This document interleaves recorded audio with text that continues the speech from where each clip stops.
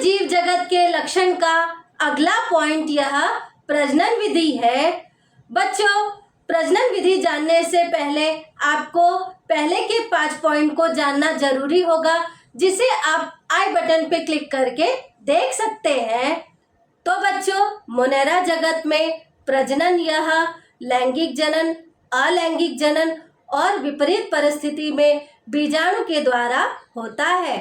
तो बच्चों, मोनेरा जगत में अलैंगिक जनन यह मुख्य रूप से कोशिका विभाजन से होता है।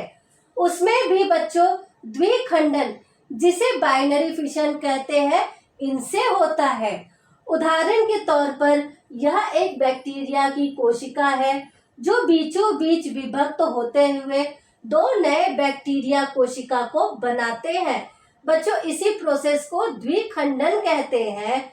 और बच्चों, यह जो द्विखंडन होता है वह अलैंगिक जनन के कोशिका विभाजन का उदाहरण है।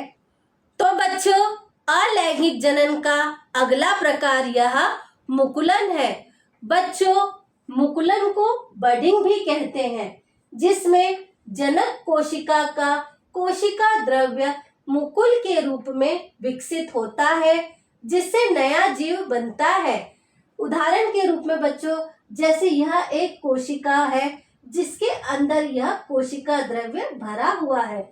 जब यही कोशिका द्रव्य मुकुल के रूप में विकसित होकर नए जीव को बनाती है, तो बच्चों इस प्रक्रिया को ही मुकुलन प्रक्रिया कहते हैं। बच्चों, मोनेरा जगत में प्लेक्टोमाइसेट्स यह मुकुलन के द्वारा ही जनन करते हैं। बच्चों, जब परिस्थिति विपरीत हो, ऐसे में बैक्टीरिया सिर्फ जीवित रहने के लिए बीजाणु या एंडोस्पोर का निर्माण करते हैं। उदाहरण के तौर पर बैसिलस और क्लोस्ट्रिडियम बैक्टीरिया। तो बच्चों, यह बैक्टीरिया की कोशिका के अंदर कठोर निष्क्रिय प्रतिरोधी संरचना बनाते हैं, जिसे बीजाणु या एंडोस्पोर कहते हैं।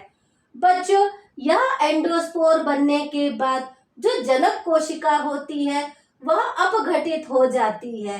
फिर जब अनुकूल परिस्थिति आती है तो यह एंडोस्पोर से अंकुरण होकर नई बैक्टीरिया कोशिका बनाई जाती है।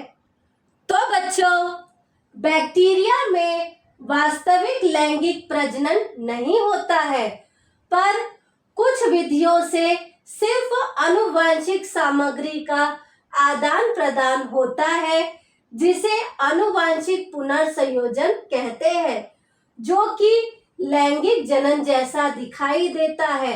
इसीलिए इन्हें लैंगिक जनन में रखते हैं। तो बच्चों, जो आनुवंशिक पुनर्संयोजन होता है वह 3 प्रकार का होता है। पहला होता है संयुग्मन, जिसे कॉन्जुगेशन भी कहते हैं। दूसरा होता है रूपांतरण, जिसे ट्रांसफॉर्मेशन भी कहते हैं। वहीं तीसरा होता है पारगमन, जिसे ट्रांसडक्शन भी कहते हैं। तो बच्चों, जिस विधि में युग्मकों के संलयन बिना ही आनुवंशिक सामग्री जो कि डीएनए है उसका आदान प्रदान पुरातन स्थानांतरण की तरीके से हो, उसे संयुग्मन कहते हैं।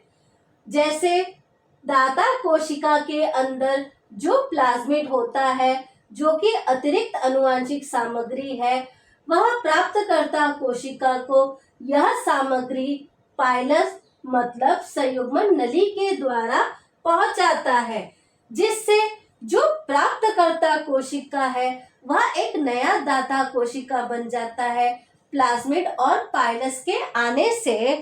तो बच्चों, इसी तरीके से कॉन्सेप्ट क्लियर स्टडी के लिए मेरे चैनल को लाइक, शेयर एंड सब्सक्राइब करें और नीचे दिए हुए बेल आइकन को दबाएं।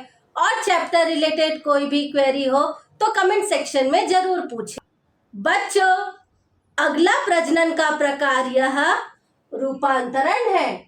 बच्चों, रूपांतरण में एक बैक्टीरिया कोशिका बाहरी वातावरण से मुक्त डीएनए लेती है और अपने जीनोम में शामिल करती है, जिससे कोशिका के आनुवांशिक स्वरूप में बदलाव आता है। वहीं बच्चों, पारगमन वह प्रक्रिया होती है जिसमें एक वायरस, जिसे बैक्टीरियोफेज कहते हैं, एक बैक्टीरिया से आनुवांशिक सामग्री, जिसे डीएनए कहते हैं, दूसरे बैक्टीरिया तक पहुंचाता है।